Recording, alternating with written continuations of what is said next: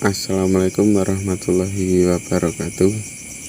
Saya Ferry Setiawan, mahasiswa TI Universitas Muhammadiyah Purworejo, ingin menjelaskan dan menentukan langkah strategis, taktis, dan operasional dari pengembangan e-learning di kampus. Ada beberapa langkah. Yang pertama yaitu web course, bantuan internet untuk keperluan pendidikan yang mana peserta didik dan pengajar sepenuhnya terpisah dan tidak diperlukan adanya tatap muka. Seluruh bahan ajar, diskusi, konsultasi, penugasan, latihan, ujian, dan kegiatan pembelajaran lainnya sepenuhnya disampaikan melalui internet.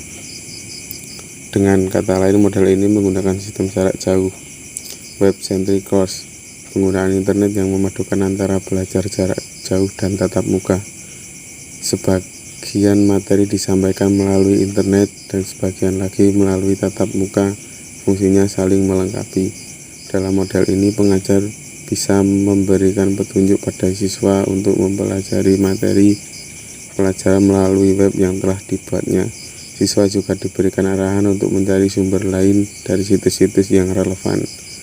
Dalam tatap muka, peserta didik dan pengajar lebih banyak diskusi tentang temuan materi yang telah dipelajari melalui internet tersebut. Web Enhanced Course, pemanfaatan internet untuk menunjang peningkatan kualitas pembelajaran yang dilakukan di kelas.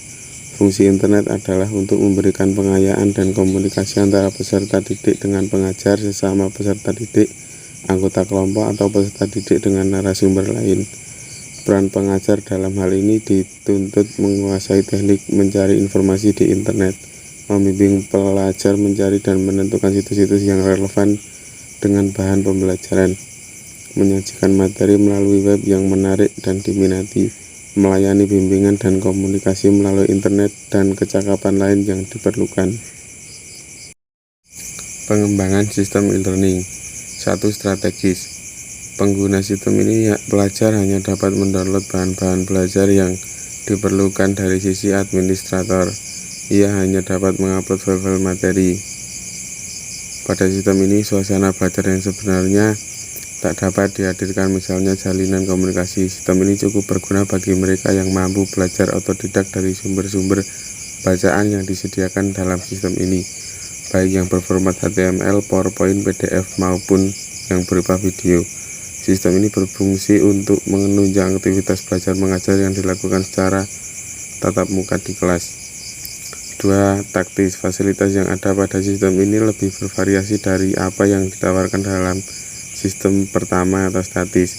Fasilitas sistem taktis seperti forum diskusi, chat email, alat bantu evaluasi pembelajaran, manajemen pengguna, serta manajemen materi elektronik sudah tersedia, sehingga pengguna mampu belajar dalam lingkungan belajar yang tidak jauh berbeda dengan suasana kelas. 3. Operasional. Pengelolaan sistem e-learning kampus yang dimonitoring setiap hari, bahkan jika dimungkinkan setiap saat, dari segi software, hardware, infrastruktur, serta sumber daya manusia, agar semakin memperkecil terjadinya down server, bug pada sistem e-learning, serta selalu up to date dengan kebutuhan user. Selain itu juga agar sistem selalu dalam kinerja yang maksimal.